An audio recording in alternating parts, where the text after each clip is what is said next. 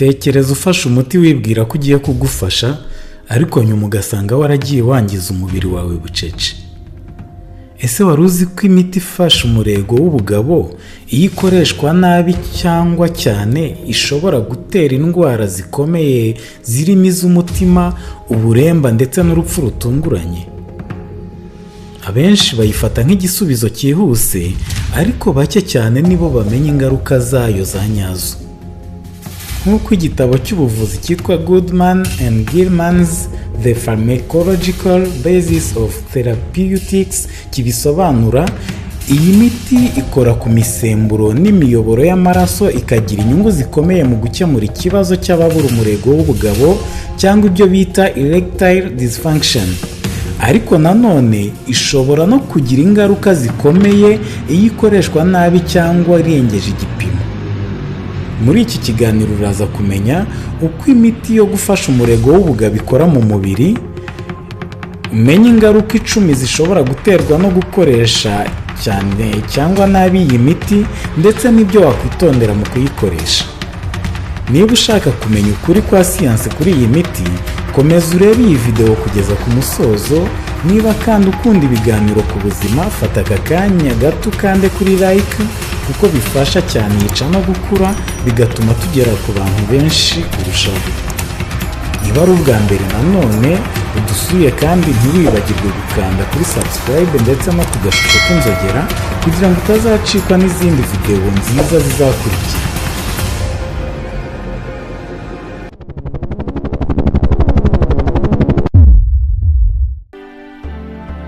Ikaze ku muyoboro w'utuntu tw'ubwenge.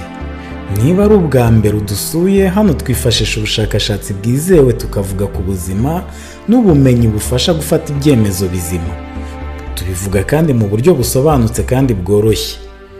Uyu munsi rero tugiye kuvuga ku miti isigaye ikoreshwa n'abagabo bamwe na bamwe, imiti yo gufasha ubugabo kugumana umurego mu gukemura ikibazo cy'uburwayi bwitwa erectile dysfunction cyangwa kubura umurego k'ubugabo. Muri iki kiganiro ntitugiye kuvuga ku nyungu gusa, ahubwo tugiye kwibanda ku ngaruka zo gukoresha cyane cyangwa nabi iyi miti. Turabanza ariko tumenye muri rusange uko iyi miti ikora. Mu miti yongera akanyabugabo, umuti uzwi cyane ni sildenafil, wamamaye ku izina rya Viagra, wakozwe n'ikigo cya Pfizer. Uyu muti uko ukora, iyo umugabo abyutse mu marangamutima, umubiri urekura ikinyabutabire cya nitric oxide gituma imitsi yaguka, amaraso menshi akinjira mu gitsina, bityo kikagira umurego. Ariko hari na poroteyine iba mu mubiri ifasha kugenzura ibikorwa bibera mu ngirangingo yitwa PDE5, igabanya uwo murimo. Imiti nka Viagra rero ibuza iyi PDE5 gukora cyane, bigatuma amaraso aguma igihe gihagije mu gitsina kigahagarara neza. Ibi bivuzwe bifasha rwose abafite ikibazo cy'umurego w'ubugabo, ariko ikibazo gitangira iyo miti yafashwe nta kibazo gihari, iyo yafashwe kenshi cyane, iyo ifashwe mu gipimo kirenze, cyangwa iyo ifashwe n'abafite izindi ndwara. Ubu tugiye kwinjira mu gice cy'ingenzi cyane cy'iki kiganiro, aho tuvuga ku ngaruka 10 zikomeye zishobora guterwa no gukoresha cyane imiti ifasha umurego w'ubugabo. Icya mbere, reka twumve neza ko izi ngaruka zitabaho kuri buri wese, ariko zishobora kubaho cyane cyane iyo iyi miti ikoreshejwe nabi, kenshi cyangwa nta nama za muganga. Ingaruka ya mbere ni ukubabara umutwe bikabije. Iyi ni imwe mu ngaruka zikunze kugaragara cyane. Iyi miti ikora yagura imiyoboro y'amaraso, harimo n'ijyana amaraso mu bwonko. Iyo iyo miyoboro yagutse cyane, ishobora gutera kubabara umutwe.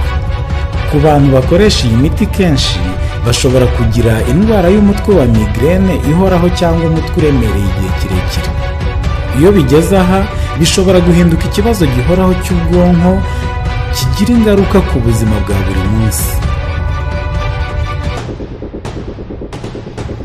Ingaruka ya kabiri ni ukugabanuka k'umuvuduko w'amaraso.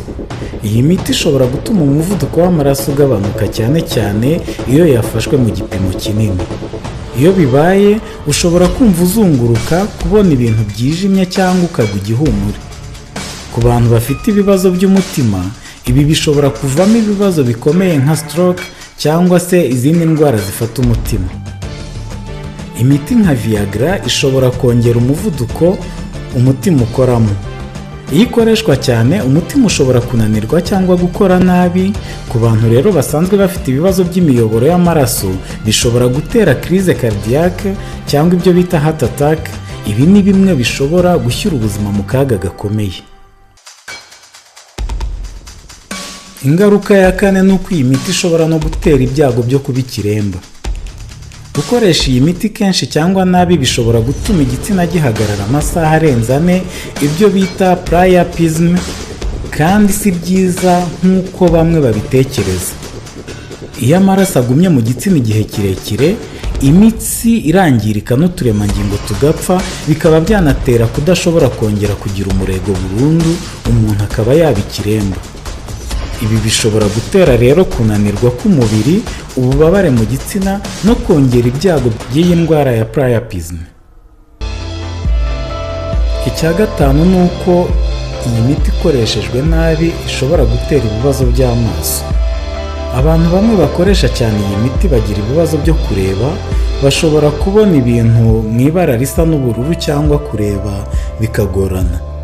Iyi miti ikoreshejwe kenshi mu gihe kirekire bishobora gutera indwara ifata imitsi y'amaso ariyo bita optic nerves, ikabura amaraso ahagije na oxygene, bigatuma igice cy'amaso kitabona neza cyangwa gihita gitakaza ubushobozi bwo kureba. Muri make ishobora no gutuma umuntu ahuma burundu. Ingaruka ya gatandatu ni ibibazo by'amatwi. Nubwo bidakunze kuvugwa cyane, iyi miti ishobora kugira ingaruka ku matwi. Ushobora kumva amatwi asakuza cyangwa kumva neza bikagabanuka. Hari naho bishobora gutera kuziba amatwi bitunguranye, ibyo bita sudden hearing loss. Ibi bishobora kuba by'igihe gito cyangwa bikaba burundu. Ingaruka ya karindwi ni uguhindura ukoresha iyi miti imbata. Iyi ni ingaruka yo mu mutwe, kuko iyo umuntu amenyereye gufata iyi miti ashobora gutangira kumva ko atawufasha atabasha gukora imibonano. Ikindi, nubwo uyu muti utongera ubushake bw'imibonano mu buryo bwa hormone cyangwa imisemburo, iyo ukoreshwa kenshi ushobora gutuma umuntu awishingikirizaho akumva ashaka gukora imibonano kenshi kurenza ubushobozi bw'umubiri we. Ibi bishobora kuvamo kwiheba cyangwa kwiyanga no kugabanuka kw'icyizere. Aho ikibazo kiba kitakiri mu mubiri gusa, kiba kiri no mu mitekerereze. Ingaruka ya 8 ni indwara z'impyiko. Guhindagurika k'umuvuduko w'amaraso bishobora kugira ingaruka ku mpyiko. Iyo iyi miti ikoreshwa cyane ishobora kwangiza uturemangingo tw'impyiko, bigatuma imikorere yazo igabanuka. Mu gihe kirekire bishobora kuvamo indwara twibanire y'impyiko cyangwa chronic kidney disease. Iyi ni indwara igorana kuvura kandi ishobora gusaba ibyo bita dialyse. Ingorane ya 9 ni indwara y'umwijima. Burya umwijima niwo ushinzwe gusukura imyanda yo mu mubiri. Iyo rero iyi miti ikoreshwa cyane, umwijima ushobora kunanirwa, bigatera kwiyongera kw'imyanda ihinduka uburozi mu mubiri. Ibi bishobora kuvamo indwara ya hepatite iterwa n'ifatwa ry'imiti myinshi, cyangwa nyine wa mwijima ukangirika bikomeye. Ku ngingo ya 10 turavuga ku kibazo gikomeye cyane benshi batamenya, gishobora guterwa no gukoresha iyi miti nabi. Ariko mbere gato yuko tuhagera, niba wungukiye muri iki kiganiro, fata aka kanya gato kande kuri like, kuko bifasha cyane yica no gukura, kandi wanasangiza abawe iyi video, ubu bumenyi bukagera ku bantu benshi kurushaho. Ingaruka ya 10 ikomeye ni uko iyi miti ishobora gutera urupfu rutunguranye.